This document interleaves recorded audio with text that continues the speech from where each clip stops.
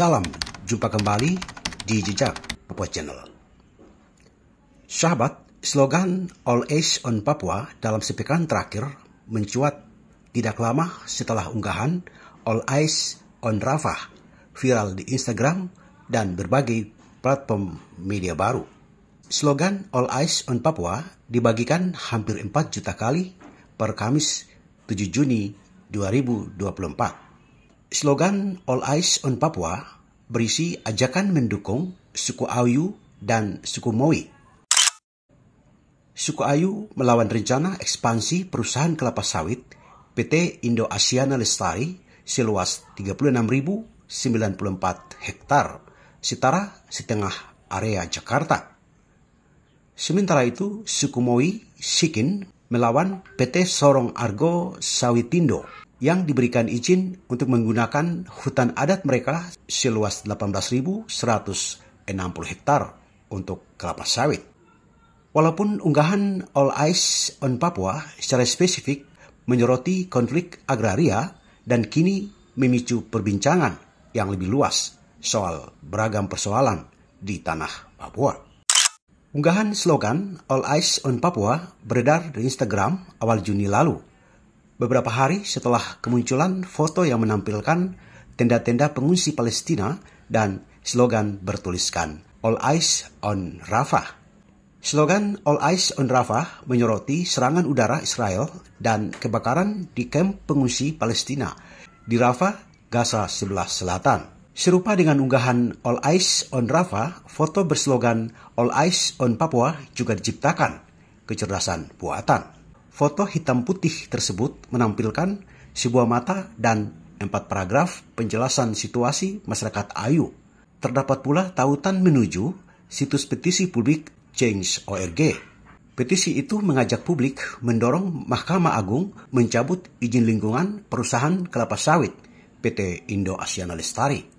Sahabat, unggahan All Eyes on Papua beredar di dunia maya tak lama setelah aksi sejumlah perwakilan suku Ayu di kantor Mahkamah Agung Jakarta pada 27 Mei 2024 lalu.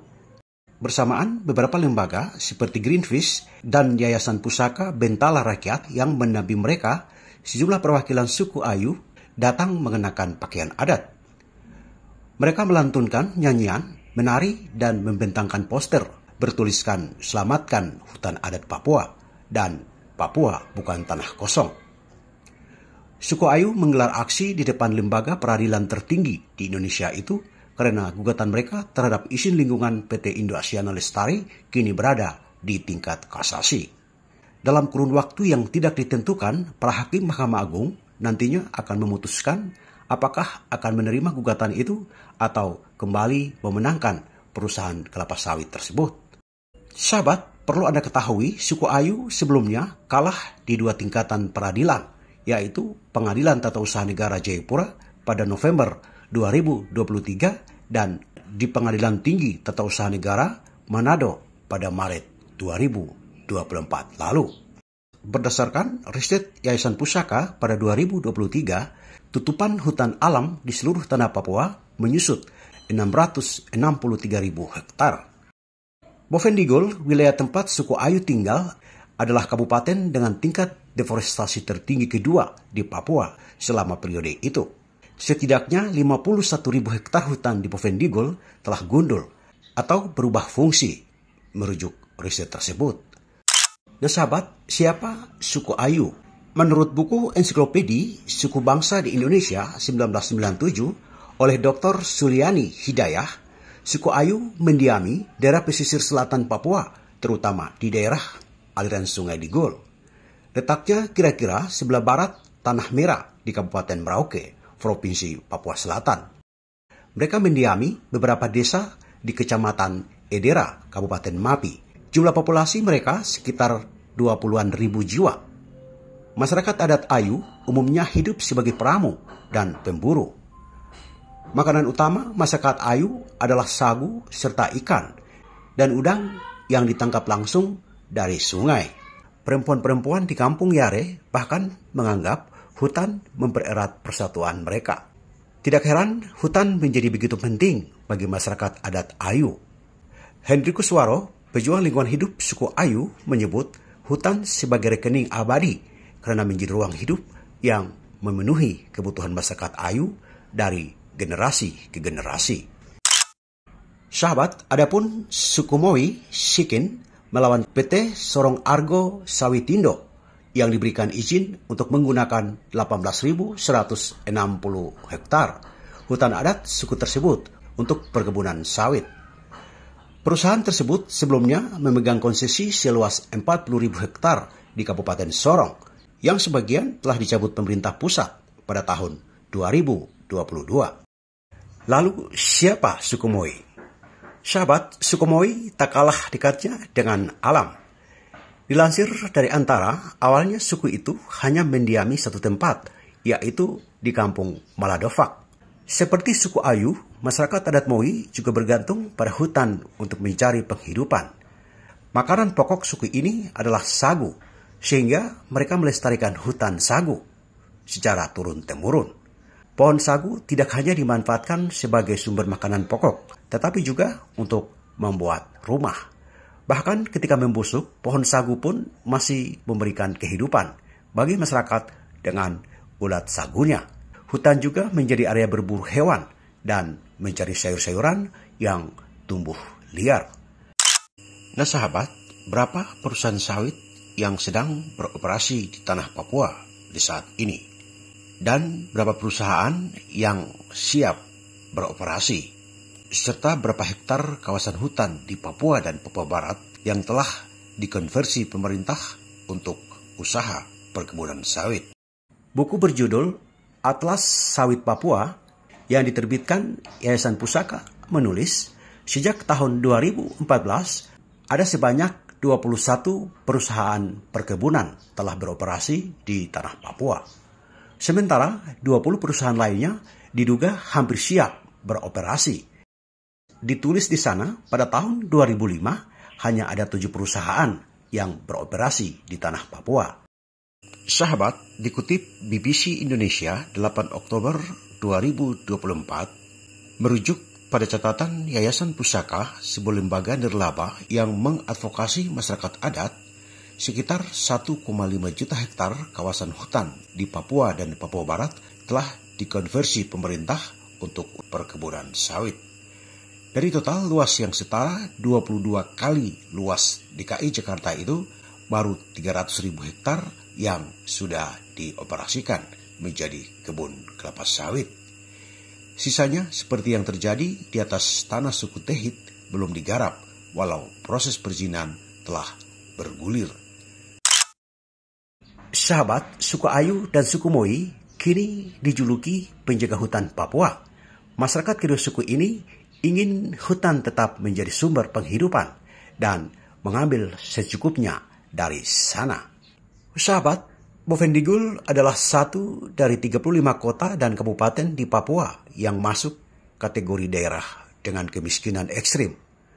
Daftar ini disusun pemerintah pusat untuk periode 2021 hingga 2024. Kemiskinan ekstrim merujuk ukuran Bank Dunia adalah situasi dihadapi orang-orang dengan paritas daya beli sebesar $1,9 atau 30.000 per hari dalam kurs 6 Juni 2024. Sahabat, Papua dan Papua Barat konsisten berada di peringkat teratas dalam daftar provinsi dengan jumlah penduduk miskin terbanyak di Indonesia.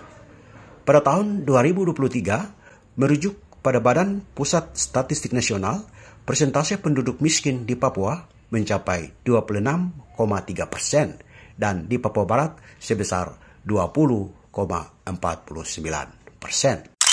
Sahabat, selain perkebunan sawit, hutan di Papua selama ini juga dibebankan berbagai konsesi. Perusahaan dapat meraup keuntungan dari izin pemanfaatan hasil kayu di hutan alam, hutan tanaman industri, maupun di hutan alam dalam bingkai restorasi ekosistem.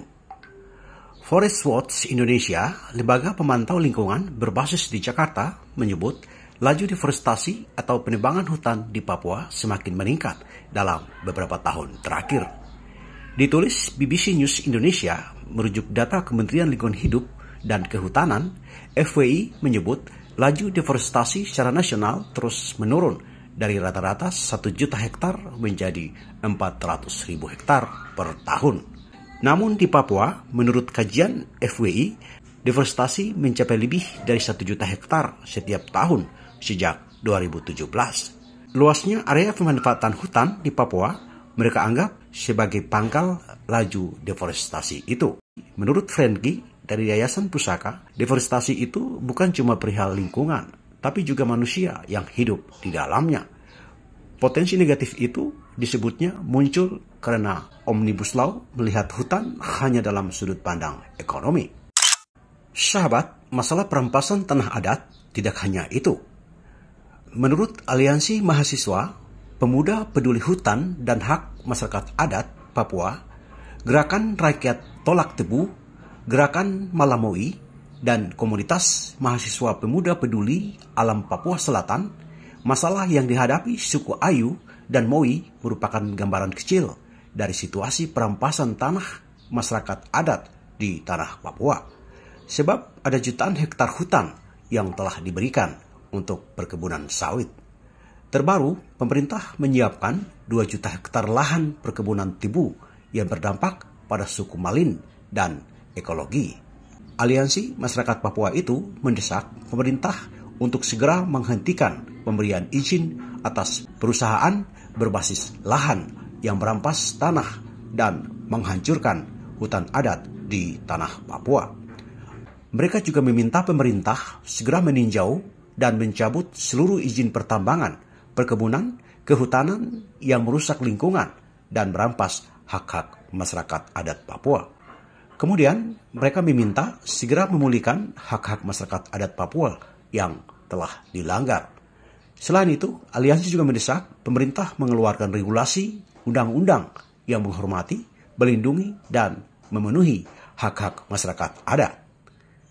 Kemudian, aliansi juga menyerukan kepada komunitas internasional untuk memberikan perhatian khusus terkait situasi hak-hak masyarakat adat Papua, hutan Papua, dan degradasi lingkungan hidup di tengah gempuran investasi yang semakin masif di tanah Papua.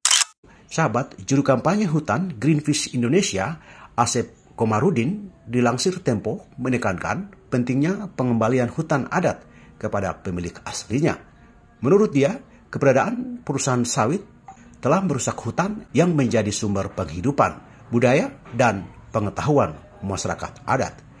Asep juga mengungkapkan 3 kerugian besar jika konflik ini terus berlanjut, yaitu hilangnya ruang hidup bagi masyarakat adat, kehilangan biodiversitas endemik Papua, dan peningkatan emisi karbon yang memperparah krisis iklim.